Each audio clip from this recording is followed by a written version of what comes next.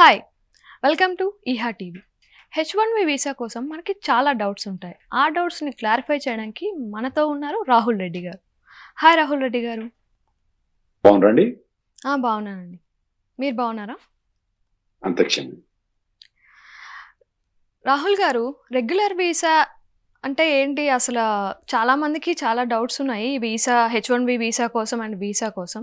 మీరు ఒకసారి ఈ H1B వీసా అంటే ఏంటి, రెగ్యులర్ వీసా అంటే ఏంటి ఒకసారి ఎక్స్ప్లెయిన్ చేస్తారా? ఇప్పుడు H1B వీసా అన్నది లాటరీ సిస్టమ్ ఉంటుందండి. ఎవ్రీ ఇయర్ మనకు 65,000 నార్మల్ H1Bs ఉంటాయి.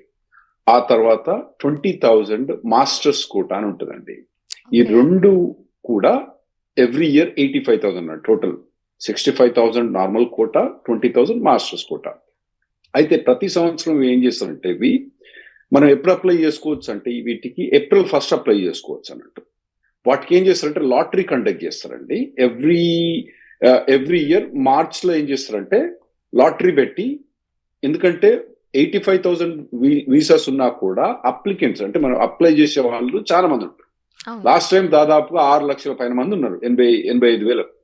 అంటే దానికి ఏం చేస్తారంటే లాటరీ కండక్ట్ చేస్తున్నట్టు. లాటరీ కండక్ట్ చేయడానికి మార్చ్ నుంచి మార్చ్ 1 నుంచి మార్చ్ ఎండ్ దాకా ఈ లాటరీ అన్నది చేస్తారండి. ఈ ఇయర్ మాత్రం అంటే ఈ 2024 లా లాటరీ అన్నది మనం ఎప్పుడు అప్లై చేసుకోవచ్చు అంటే మార్చ్ 6 నుంచి మార్చ్ 22 మధ్యలో మనం లాటరీ అప్లై చేసుకోవచ్చు. అంటే ఏదైనా కంపెనీ ఒక అబ్బాయినో అమ్మాయినో హైర్ చేయదలుచుకున్నప్పుడు వాళ్ళు ఏం చేస్తారంటే ఆ అమ్మాయి అబ్బాయి పేరు కానీ వాళ్ళ పాస్పోర్ట్ ఇన్ఫర్మేషన్ కానీ అవన్నీ ఏం చేస్తారు, లాటరీలో వేసి పెడతాం అన్నట్టు. ఆ లాటరీలో వేసి పెడితే వాళ్ళ పేరు తగిలింది అనుకోండి, అప్పుడు వాళ్ళు ఏప్రిల్ 1 నుంచి జూన్ 30 లోపల H1B అప్లై చేసుకోవచ్చు. ఇది కోటా. దీన్ని ఏమంటారంటే H1B కోటా అంటున్నట్టు. రెగ్యులర్ H1B అంటే నార్మల్ ఒకసారి లాటరీలో వచ్చిన తర్వాత ఒకసారి H1 అప్రూవ్ అయిన తర్వాత మీరు వేరే కంపెనీకి ట్రాన్స్ఫర్ చేసుకోవచ్చు. అది రెగ్యులర్ H1B అంటారు. ఈ లాటరీ అన్నది మాత్రం ఒకసారి మనం ఫస్ట్ H1Bకి రావాలంటే ఈ లాటరీ ధర ప్రతి ఒక్కరు పోవాల్సిందే అండి. ఓకే, ఈ మాస్టర్ కార్డ్ వీసా అంటే ఏంటండి? ఇప్పుడు నార్మల్ గా మనకు 65,000 ఏమో అందరికీ ఉంటాయండి. అంటే ఎవరికైనా కూడా బ్యాచిలర్స్ డిగ్రీ ఉన్న వాళ్ళకు ఆ particular job bachelors degree requirement ఉన్న వాళ్ళకి ప్రతి ఒక్కరికి రెగ్యులర్ 65,000 ఉంటాయి. ఈ 20,000 ఎక్స్ట్రా అన్నది అది మాస్టర్స్ డిగ్రీ ఓన్లీ US లో మాస్టర్స్ చేసిన వాళ్ళకి మాత్రమే ఇది ఎలిజిబిలిటీ ఉంటుందండి. అంటే వాళ్ళకి ఛాన్సెస్ ఎక్కువ ఉంటాయి అన్నట్టు. US లో మాస్టర్స్ చేసిన వాళ్ళకు ఈ లాటరీ ధర తగలటానికి ఛాన్స్ ఎక్కువ ఉంటాయి. మిగతా వాళ్ళందరూ ఓన్లీ ఆ 65,000 పోతారు అన్నట్టు. ఫస్ట్ ఏం చేస్తారంటే మనం ఒక ఎగ్జాంపుల్ గా 2 లక్షల మంది అప్లై చేస్తారు అనుకుందాం. అందులో ఒక 40,000 మంది మాస్టర్స్ US లో చేసిన వాళ్ళు ఉందనుకుందాం. ఆ 2 లక్షల మందిని ఫస్ట్ ఈ 65,000 లాటరీలో పెడతారండి. 65,000 లాటరీలో తీసిన తర్వాత ఎవరెవరైతే మాస్టర్స్ వాళ్ళు సెలెక్ట్ కాలేదో వాళ్ళందరినీ మళ్ళీ 20,000 లాటరీలో పెడతారు. అంటే వాళ్ళకి 2 సార్లు ఛాన్స్ ఉంటుంది, హైయర్ ఛాన్స్ ఉంటుంది మాస్టర్స్ డిగ్రీ వాళ్ళకి. H1B వీసా లాటరీ సిస్టమ్ అన్నారు కదా, ఈ లాటరీ సిస్టంలో ఒక ఇండివిజువల్కి ఆ లాటరీ సిస్టంలో ఛాన్స్ దొరికే అవకాశం ఎంత ఉంది? లాస్ట్ టైం 1/6 1/7 ఉండండి. ఈసారి ఇంక్రీజ్ అవుతుంది ఛాన్స్, ఎందుకంటే కొద్ది న్యూ మోడిఫికేషన్స్ వచ్చినాయి. మీకు ఎక్స్ప్లెయిన్ చేస్తాం ముందు. లాస్ట్ టైం కన్నా ఈసారి అప్లికెంట్స్ తక్కువనే ఉంటారు, ఎందుకంటే లాస్ట్ టైం చాలా మోసాలైనాయి. ఒకడే 4 సార్లు లాటరీ లేచిండు అన్నట్టు. ఈసారి అవన్నీ ప్రివెంట్ చేసిండ్రు కాబట్టి ఈసారి నేను అనుకునేది ఏంటంటే దాదాపుగా 1/4 ఛాన్స్ ఉంటుంది. అంటే ప్రతి 4 ఒక్కరికి వచ్చే ఛాన్స్ ఉంటుందని నేను ఎక్స్పెక్ట్ చేస్తానండి ఇప్పుడు. ఓకే, ఇప్పుడు ఈ H1B కోటాలో 60% ఇండియన్స్కే వస్తున్నాయి అని చెప్పి అంటున్నారు కదా. సో ఆ 60%లో తెలుగు వాళ్ళకే ఎక్కువగా వస్తున్నాయి అని చెప్పి కూడా అంటున్నారు. అంటే తెలుగు వాళ్ళకి ఎక్కువ ఛాన్స్ ఇవ్వడానికి రీజన్ ఏంటి? రీజన్ ఏం లేదండి. మన వాళ్ళు చిన్నప్పటి నుంచి మన తల్లిదండ్రులు ఎట్లా పోషిస్తారంటే చిన్నప్పుడు పాలు తాగేటప్పుడు చెప్తారు, అరే నాయనా నువ్వు పాలు తాగుతున్నావు కదరా, పెద్ద పెరిగి ఇంజనీర్ గా అమెరికా పోయి ఇంజనీరింగ్ జాబ్ చేయమని పెంచుతాను మన దగ్గర, స్పెషల్లీ మన తెలుగు వాళ్ళు. దాంతో ఏమవుతారంటే చాలా మంది ఇంజనీర్స్ అంటే అప్లికెంట్స్, ఇప్పుడు మనకు ఒక 1,00,000 మంది అప్లికెంట్స్ ఉన్నారు అనుకోండి, అందులో 60,000 మంది మనోళ్ళే ఉంటుంది. ఏది ఇండియన్స్. 60,000 మందిలో అంటే 30,000 మనోళ్ళే, తెలుగు వాళ్ళే. అంటే 1,00,000 అప్లికెంట్స్ అనుకుంటే అందులో 30,000 మంది మన తెలుగు, 30% మన తెలుగు వాళ్ళే ఉంటుండ్రు అన్నట్టు. ఇండియన్స్ టోటల్ 60% ఉంటారు. So okay. ఇప్పుడు మనకు లాటరీలు తగిలినప్పుడు ఆ లాటరీ కూడా అదే పర్సంటేజ్ తో తగులుతుంది కాబట్టి మనకేం స్పెషల్ గా మనకేం తెలుగు వాళ్ళే అక్కడ పోయి ఓన్లీ తెలుగు వాళ్ళ పేరే పిక్ తీసుకోమని ఏం లేదు. కాకపోతే అప్లికెంట్స్ మన వాళ్ళు ఎక్కువ మంది ఉన్నారు కాబట్టి ఇప్పుడు మనకు ఈ 85,000 వీసాలల్లో దాదాపు 25 నుంచి 30,000 మన తెలుగు వాళ్ళకే వస్తాయండి. ఎందుకంటే అవును. అంతమంది అప్లికెంట్స్ ఉన్నారు. అవును. ఇప్పుడు ఇప్పుడు అందరూ ఓకే. మొత్తం కంటిన్యూ. 4 లక్షల అప్లికెంట్ ఉన్నారనుకోండి, దాదాపు 1,25,000 అప్లికెంట్స్ మనోళ్ళే ఉంటారు. ఇప్పుడు అందరూ ఆ, జాబ్స్ కోసమని ఇండియా నుంచి యూఎస్ఏ ఎళ్ళిపోతున్నారు గదా! ఈ హెచ్-1బీ వీసాతో. అవునండి. ఇప్పుడు మన మ్మ్. ఐటీ ఇండస్ట్రీ ఇంపాక్ట్ ఉంటదా దాని మీద? మన ఐటీకి ఇండస్ట్రీకి ఇప్పుడు ఇప్పుడు రివర్స్ బ్రెయిన్ డ్రైన్ అంటారండి. Reverse brain drain. మనకు ఇదివరకు గాంధీ, మహాత్మా గాంధీ ఆ టైంలో ఎట్లున్నాయంటే చాలా మంది ఇంటెలెక్చువల్స్ అందరూ వెస్టర్న్ కంట్రీస్ పోయేది అన్నట్టు. ఇప్పుడు ఏమైతుందంటే ఇప్పుడు మనకు పోయే వాళ్ళు H1B పోయే వాళ్ళు చాలా మంది ఎటువంటి వాళ్ళంటే స్టూడెంట్ వీసా మీద పోయి అక్కడ కన్వర్ట్ చేసుకుంటారు. కొద్దిగా 3-4 ఇయర్స్ 4-5 ఇయర్స్ ఎక్స్పీరియన్స్ ఉన్న వాళ్ళు పోయి అక్కడ పని చేసుకుంటారు. కాకపోతే ఇప్పుడు చాలా మంది ఏమైతుందంటే ఇండియాలో యుఎస్కి వచ్చి ఆ, చాలా రోజులు ఎక్స్పీరియన్స్ అయిన తర్వాత మళ్ళీ రివర్స్ వస్తారు ఇండియాకు. సో అవును. మన ఇండియాకు ఇది ఓవరాల్ గా నెట్ బెనిఫిటే కానీ లాస్ మాత్రం ఏమీ లేదు. ఇంకోటి ఏంటంటే మనకు ఇప్పుడు మనకు టిపికల్ గా మన ట్రేడ్ అబౌట్ $400 బిలియన్ ఉంది. $100 బిలియన్ ఎన్ఆర్ఐస్ పంపిస్తుందండి ఇండియాకు డబ్బులు. $100 billion. This is the highest historical గా ఏ కంట్రీలో కూడా ఇంత హైయెస్ట్ $100 బిలియన్ సొంత దేశాన్ని పంపే ఈ కంట్రీ కూడా లేదు. So okay. మనకు ఓవరాల్ గా ఇది నెట్ బెనిఫిటే కానీ నెట్ లాస్ ఏం కాదు. ఓకే. ఈ హెచ్-1బీ వీసా ప్రాసెస్‌లో చిన్న చిన్న చేంజెస్ వచ్చాయి అని చెప్పి అన్నారు. ఆ చేంజెస్ ఏంటి? ఒకసారి చెప్తారా? ఇది చాలా ఇంపార్టెంట్ అండి. ఎందుకంటే లాస్ట్ టైం నేనేం చెప్పినా మీరు ఇప్పుడు ఒక శ్రీనివాసరావు గారు అని ఒకడు ఉన్నాడు అనుకోండి. శ్రీనివాసరావు గారు ఒక కంపెనీ ఏ తోటి అప్లై చేస్తుండ్రు. ఇదివరకు ఏం చేసిండంటే కొంతమంది మోసగాళ్ళు, అందరు కాదు కొంతమంది మోసగాళ్ళు ఏం చేసింటే ఈ శ్రీనివాసరావు ఏం చేసిండు, కంపెనీ ఏ ద్వారా పోయిండు, కంపెనీ బి ద్వారా పోయిండు, కంపెనీ సి ద్వారా పోయిండు, కంపెనీ డి ద్వారా పోయిండు, కంపెనీ అంటే 5 కంపెనీల ద్వారా పోయిండు అన్నట్టు. అయితే లాటరీలో పిక్ అయినప్పుడు ఏం చేస్తారంటే శ్రీనివాసరావు 5 ఉంటారు అక్కడ. అవును. 5 ఆయనకు వచ్చే ఛాన్స్ ఎక్కువ ఉంటుంది అన్నట్టు. అయితే ఈ 5 కంపెనీల నుంచి ఆయనకు రియల్ గా జాబ్ లేకున్నా కూడా ఈ కంపెనీస్ అప్లై చేసినాయి ఇతనికి. హ్మ్. దాని వల్ల ఏమైందంటే శ్రీనివాసరావుకి ఏమో ఛాన్స్ ఎక్కువ వచ్చింది. ఇప్పుడు మీరున్నారు అనుకోండి, మీరు లక్ష్మి గారు ఉన్నారు, మీరు లక్ష్మి గారు కంపెనీ ఎక్స్ తోటి ఫైల్ చేస్తున్నారు. ఒక్కసారి మీరు నిజంగా జెన్యున్ ఉన్నారు కాబట్టి మీరు ఒక్కటేసారి ఫైల్ చేస్తే మీ ఛాన్సెస్ లాటరీలో రావడం తక్కువ కదా. మరి అవును. శ్రీనివాసరావుకి ఛాన్స్ ఎక్కువ ఉంటుంది కదా లక్ష్మి గారు. అవును. అది బాగా ఫ్రాడ్ అయిందండి లాస్ట్ అంటే ఒక 3-4 ఇయర్స్ నుంచి బాగా ఫ్రాడ్ అయింది. లాస్ట్ ఇయర్ ఏం చేసినట్టే వాళ్ళు ఒక పబ్లిష్ చేసిండ్రు మొత్తం 7 లక్షల మంది అప్లికెంట్స్ లా 4 లక్షల మంది ఫ్రాడ్లెంట్ అప్లికేషన్స్ అని వాళ్ళు చేసినండి. చేసి దాన్ని ప్రివెంట్ చేయడానికి ఏం చేసినట్టే ఇప్పుడు శ్రీనివాసరావు ఈసారి company A, company B, company C, company D apply చేసినా కూడా శ్రీనివాసరావు విత్ పాస్పోర్ట్ నెంబర్, అతని పాస్పోర్ట్ నెంబర్ 123 అనుకుందాం. Srinivasarao passport number 123. శ్రీనివాసరావు ఒకటే అన్నాడు, అవును. అతన్ని 5 కౌంట్ చేయరు. లక్ష్మి గారు కంపెనీ ఎక్స్ నుంచి ఫైల్ చేస్తుండ్రు. లక్ష్మి గారు passport number 890. Okay. So Lakshmi గారు ఒకలే, శ్రీనివాస్ గారు ఒకలే. రావు గారికి 10 కంపెనీల నుంచి అప్లై చేసినా కూడా అతనికి అడ్వాంటేజ్ లేదు. దానివల్ల ఏమైందంటే జెన్యున్ అప్లికెంట్స్ కు ఈసారి మంచి ఛాన్స్ వస్తుందండి. సో వ్యూవర్స్ చూసారు కదా, మల్టిపుల్ ఏజెన్సీస్ నుంచి అప్లై చేయకండి, చేసినా కన్సిడర్ చేయరు. లాస్ట్ టైం చేసిన వాళ్ళకు కూడా ఏమైందంటే ఇప్పుడు వాళ్ళందరూ H1Bs కూడా రివోక్ చేస్తున్నారు. వాళ్ళకి లైఫ్ టైం బ్యాన్ పెడుతున్నారు. దాదాపుగా ఒక 90,000 మెంబర్స్ 4 lakhs అప్లికేషన్స్ ఫైల్ చేసిందండి. అందులో సెలెక్ట్ అయిన వాళ్ళు, అప్రూవ్ అయిన వాళ్ళని కూడా ఏం చేస్తున్నారంటే వెనుకకు పిలిచి వాళ్ళ H1B రివోక్ చేసి వాళ్ళని లైఫ్ టైం బ్యాన్ పెట్టే ఛాన్స్ బాగున్నది. వాళ్ళకి చాలా మంది రివోక్ చేస్తారు. అంత ఈజీ యూఎస్ లో ఫ్రాడ్ చేయడం అంత ఈజీ కాదు. సో అక్కడ అసలు వీలే కాదు, ఫ్రాడ్ చేసిన వాళ్ళు బతకలేరు ఇక్కడ. అయితే వాళ్ళందరూ కూడా పీకేస్తున్నారు. అయితే ఇప్పుడు ఏంటంటే ఇప్పుడు వాళ్ళకి H1B అప్రూవ్ చేసి మళ్ళా రివోక్ చేయడానికన్నా ఇచ్చుడే ఇయర్ అన్నట్టు. శ్రీనివాసరావు గారికి 5 కంపెనీ నుంచి చేసినా కూడా శ్రీనివాసరావు పాస్పోర్ట్ నెంబర్ 123 తోటి కౌంట్ అవుతుంది కాబట్టి అతనికి అడ్వాంటేజ్ లేదు, అతను చేయడు. ఒకవేళ ఒకసారి వీసా ప్రాసెస్ రిజెక్ట్ అయితే మళ్ళీ అప్లై చేయడానికి ఎన్ని మంత్స్ గ్యాప్ తీసుకోవాలి? అట్లేం లేదండి, ఎన్ని మంత్స్ గ్యాప్ తీసుకోవాల్సిన అవసరం ఏం లేదు. రిజెక్ట్ అంటే H1B రిజెక్టా, F1 రిజెక్టా? F1 రిజెక్ట్ అయితే ఎంబడే ఫైల్ చేసుకోవచ్చు. H1B రిజెక్ట్ అయిన తర్వాత వాళ్ళు రివొకేషన్ కి పంపించారు. రివొకేషన్ అంటే H1B క్యాన్సిలేషన్ చేయడానికి పంపిస్తాం అన్నట్టు. ఆ క్యాన్సిలేషన్ చేయడానికి పంపిస్తే మాత్రం మళ్ళీ అప్లై చేసుకోరాదన్నట్టు. కాకపోతే ఇంకో కంపెనీతో ఎప్పుడైనా అప్లై చేసుకోవచ్చు. ఒకవేళ అతను ఆల్రెడీ లాటరీలో ఉండి, లాటరీ వచ్చి జెన్యున్ లాటరీ వచ్చింది అనుకోండి, దే కెన్ ఇంకో కంపెనీ ద్వారా ఎంబడే H1B ఫైల్ చేసుకుని ప్రీమియం ప్రాసెసింగ్ అని ఉంటుందండి. $2,500 కడితే విత్ ఇన్ 3 weeks లో మనం ఇంకో H1B అప్రూవ్ అయితే మళ్ళీ ఎంబడే అప్లై చేసుకోవచ్చు. ఓకే. కానీ ఈ ఫ్రాడ్ చేసిన వాళ్ళు మాత్రం వాళ్ళకి లైఫ్ టైం బ్యాన్ ఉంటుందండి. వాళ్ళు వేవర్ అని ఒక అప్లికేషన్, వేవర్ అంటే నేను తప్పు చేసినా నన్ను వదిలేయండి, ఇంకోసారి తప్పు చేయను అని చెప్పి ఒక వేవర్ అప్లికేషన్ ఫైల్ చేయాలి. అది 2 years ప్రాసెసింగ్ ఉంటుంది. ఈ బెనిఫిషియరీ సెంట్రిక్ సెలక్షన్ ప్రాసెస్ అనేది ఇంట్రడ్యూస్ చేయడం వల్ల యూజ్ ఉందా?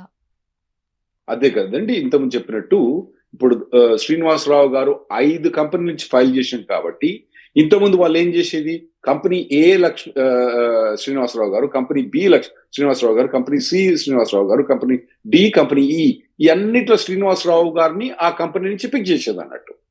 పిక్ చేసినప్పుడు ఏమైంది, అనే ఛాన్సెస్, ఫ్రాడ్ చేసే వాళ్ళకి ఛాన్సెస్ ఎక్కువ ఉన్నాయి. ఇప్పుడు ఆ ఛాన్సెస్ లేవు కాబట్టి ఇది బాగా బెనిఫిషియరీ సెంట్రిక్ అన్నది వెరీ వెరీ గుడ్ ప్లాన్ వాళ్ళు. ఓకే. ఎందుకంటే మీరు లక్ష్మి గారు అనుకోండి, లక్ష్మి గారు ఒకటే, శ్రీనివాసరావు గారు ఒకరే, వాళ్ళు 10 కంపెనీ నుంచి ఫైల్ చేసినా శ్రీనివాసరావు గారు ఒకరే. ఇప్పుడు ఈ H1B వీసా రిక్వైర్మెంట్ ప్రాసెస్ ఉంది కదా, దానికి travel documents and passport documents అవి వాటి గురించి ఒకసారి చెప్తారా? H1B ఫస్ట్ లాటరీలో ఫైల్ చేయడానికి ఓన్లీ పాస్పోర్ట్ ఒక్కటే అవసరం అండి. ఎడ్యుకేషనల్ డాక్యుమెంట్స్ కానీ ఇంకేమి కానీ అవసరం లేవు. ఒకవేళ సెలెక్ట్ అయిన తర్వాత, అంటే లాటరీలో సెలెక్ట్, నేను చెప్పిన కదా నలుగుట్లో ఒకరికి ఛాన్స్ ఉంటుందని చెప్పిన కదా, ఒకవేళ కనుక సెలెక్ట్ అయిన తర్వాత మీరు అప్పుడు H1B ఫైల్ చేయాలంటే ట్రావెల్ డాక్యుమెంట్స్ అన్ని ఉండేయండి, పాస్పోర్ట్ అయితే సరిపోద్ది. Passport, educational documents, experience letters ఇవి అయితే సరిపోతాయండి, ఇంకేం అవసరం లేదు. ఇవన్నీ తీసుకొని ఏం చేస్తారంటే, కంపెనీ ఉంటుంది కదా, me let's say X company Lakshmi గారు సెలెక్ట్ చేసింది అనుకోండి, మీ పాస్పోర్ట్, మీ ఎడ్యుకేషనల్ డాక్యుమెంట్స్ అన్ని తీసుకొని వాళ్ళు అప్పుడు ఇమిగ్రేషన్ కి అప్లై చేస్తారండి. USCIS ఇమిగ్రేషన్ కి అప్లై చేస్తారు. ఇమిగ్రేషన్ కి అప్లై చేసిన తర్వాత అప్పుడు వాళ్ళు USCIS అప్రూవ్ అయిన తర్వాత మీరు ఆ అప్రూవల్ ని తీసుకొని మన ఇండియాలో కాన్సులేట్స్ ఉంటాయి కండి, US కాన్సులేట్స్, అందులో పోయి ఆన్లైన్ లో ఒక అప్లికేషన్ ఫిల్ చేసి మీ పేరు, ఊరు, మీ తండ్రి పేరు, తల్లి పేరు అన్ని అడుగుతారండి. మొత్తం జాతకం అడుగుతారు. అందులో అన్ని జాతకం మొత్తం అన్ని అడిగిన తర్వాత అప్పుడు మీకు వీసా అపాయింట్మెంట్ ఇస్తారు. వీసా అపాయింట్మెంట్ ఇచ్చిన తర్వాత మీ బయోమెట్రిక్స్, మీ ఐ రీడింగ్స్ అన్ని తీసుకొని వాళ్ళు అప్పుడు మీకు వీసా ఇచ్చిన తర్వాత మీరు అప్పుడు US కు వీసా మీద H1B వీసా రావచ్చు అండి. ఇది ఇక్కడి నుంచి. ఒక చిన్న డౌట్, బయోమెట్రిక్ ఒక దగ్గర అండ్ ఎగ్జామినేషన్ లైక్ ఇంటర్వ్యూ ఒక దగ్గర అవుతుంది అని చెప్పి చాలా మందికి మిత్ ఉంది, ఇది నిజమేనా? బయోమెట్రిక్ అంటే సేమ్ కాన్సులేట్ లే బయోమెట్రిక్ బయట ఉంటుంది బయోమెట్రిక్ అని. బయోమెట్రిక్ ఇస్ మెకానికల్ ప్రాసెస్ అండి. అందులో మీకు ఏముండదు, పోయి ఇట్లా ఫింగర్ ప్రింట్స్ పెట్టి ఐ టెస్టింగ్, ఫోటో తీసి పంపిస్తాను. అందులో ఏముండదు. అసలు ఇంటర్వ్యూ అనేది కాన్సులేట్ లే మీకు. ఓకే. అంటే అది ఒకటి ముంబైలోను లేకపోతే ఇంకొకటి కోల్కతాలోను అలా అవుతుంది అని చెప్పి అడిగారు ఒకరు. సో అది ఎంతవరకు నిజం? ఎప్పుడు బయోమెట్రిక్స్ అన్న హైదరాబాద్ లో కూడా ఉంది, చెన్నైలో కూడా ఉంది, అన్ని చోట్ల ఉంది. సో ఎక్కడ బయోమెట్రిక్స్ తీసుకున్నా కానీ వేరే దగ్గర ఇంటర్వ్యూకి పోవచ్చు అన్నట్టు. ఒకవేళ బయోమెట్రిక్స్ హైదరాబాద్ లో ఉన్నా కూడా ముంబైకి పోయి ఇంటర్వ్యూకి పోవచ్చు మీరు. ఓకే. ఇప్పుడు ఈ H1B ప్రాసెస్ పర్ఫెక్ట్గా అవ్వాలి అంటే ఎలాంటి legal changes or policy changes అయితే బెటరు అనేది మీ సజెషన్లో చెప్పండి ఒకసారి. కొద్దిగా ఫ్రాడ్ ని అవాయిడ్ చేయాలండి. మన తెలుగు వాళ్ళు కూడా బాగా మిస్యూజ్ చేసేది ఫ్రాడ్ ను. ఈ ఫ్రాడ్ ని అవాయిడ్ చేయాలండి. ఇంకోటి ఏంటంటే, ఈ ఫ్రాడ్ చేసే వాళ్ళు చాలా మంది కూడా సర్ప్రైజింగ్లీ తెలుగు వాళ్ళే ఉన్నారు ఇందులో. అయితే మన పిల్లలు ఏం చేస్తారంటే, ఇండియా నుంచి వచ్చేటప్పుడు కంపెనీకి డబ్బులు ఇచ్చేస్తారండి. అంటే 4 లక్షలు, 5 లక్షలు, 3 లక్షలు ఎంత ఉంటుందో మరి వాళ్ళ రేట్. మరి కానీ వాళ్ళు లక్షలు ఇచ్చి H1B అప్లై చేసుకుంటారండి. వీళ్ళు ఏం చేస్తారంటే, ఇక్కడ ఈ కంపెనీ పెట్టిన వాళ్ళు వీళ్ళ దగ్గర నుంచి డబ్బులు తీసుకొని అప్లై చేస్తారు. కొందరికేమో వస్తాయి, కొందరికేమో రావు. ఆ వచ్చిన వాళ్ళు కూడా తర్వాత పీకులాడుతుందండి. సో ఈ ప్రాసెస్ అన్నది డబ్బులు కట్టి H1B రావడం అన్నది కంప్లీట్ ఫ్రాడ్. అది ఎప్పటి నుంచి కూడా ఫ్రాడే. అది వద్దు.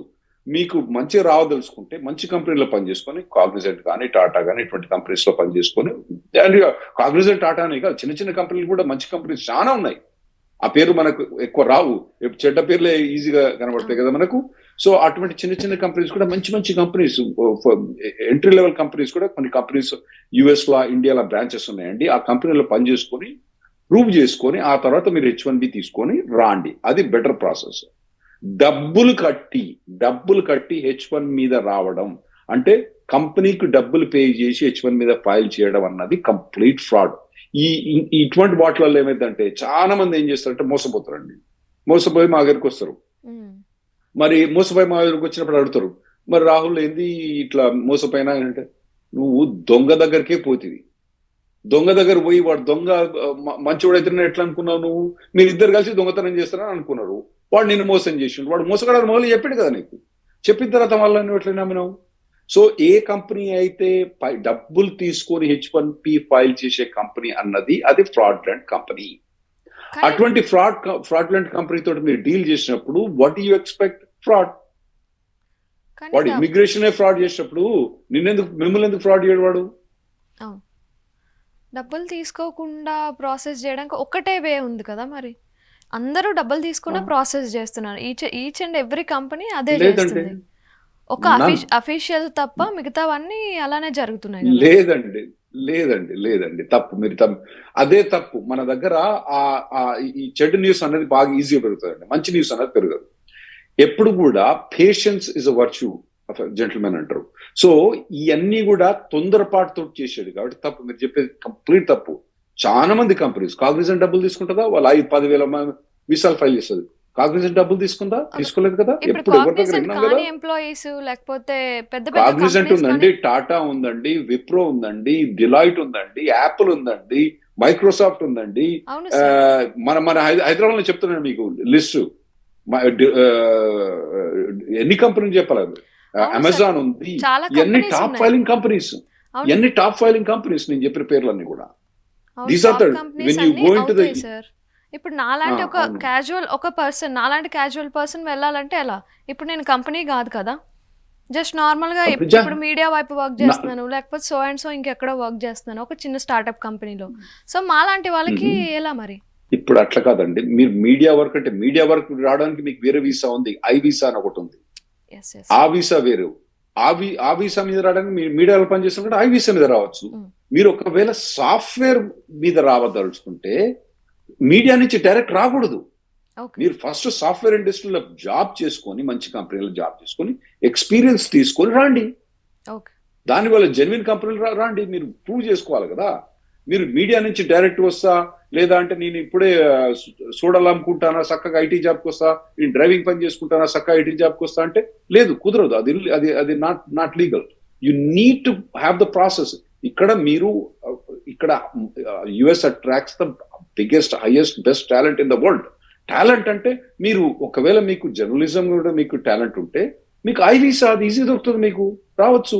కానీ మీరు ఐటీ ఇండస్ట్రీలో దాల్చుకుంటే అందులో మెదిగి ఇక్కడ మంచి కంపెనీలలో జాబ్ చేసుకొని కొద్ది ఎక్స్పీరియన్స్ తీసుకొని రండి. లేదా అంటే మీరు స్టూడెంట్స్ వీసా కోసం మీరు బ్యాచిలర్స్ చేసిన అనుకోండి, మాస్టర్స్ ఇక్కడికి యూఎస్ రాండి. మాస్టర్స్ వచ్చిన తర్వాత మీకు 3 years ఈజీ వర్క్ పర్మిట్ ఉంటుంది. H1B లేదా అది కొద్దిగా ఈజీగా వస్తుంది అన్నట్టు వర్క్ పర్మిట్. అది అందులో లాటరీ గిటరీ ఉండదు. ఆ 3 years వర్క్ పర్మిట్ లా మీరు H1B అప్లై చేసుకుని రండి. కానీ ప్రతి ఒక్క కామన్ పర్సన్ నేను ఉట్టినే పోయి యూఎస్ పోతా, నేను వీళ్ళని డబ్బులు కట్టిపోతా అంటే మీరు మోసపోతారు. చాలా మంది మోసపోతారు. ఓకే. సో ఇప్పుడు కామన్గా ఈ H1B వీసా మీద చాలా మోసాలు జరుగుతున్నాయి కదా. మీ సజెషన్స్ ఏంటి? కొన్ని ఈ మనీ పే చేయడం కాకుండా కొన్ని సజెషన్స్ చెప్పండి మీ వైపు నుంచి. సింపుల్ అండి. ఫస్ట్ ఇది సింపుల్ అండి. ఒకటేంటంటే మీరు ఆ కంపెనీని అడగండి, H1B ఫైల్ చేయడానికి డబ్బులు తీసుకుంటావా? ఏది సెలెక్ట్ అయిన తర్వాత లాటరీ వాడు డబ్బులు తీసుకుంటా అంటే ఫినిష్, వదిలేయండి. ఇంకోటి, కొందరు ఏం చేస్తారంటే వాళ్ళు మీ దగ్గర డబ్బులే తీసుకోకుండా లాటరీ అప్లై చేస్తాను.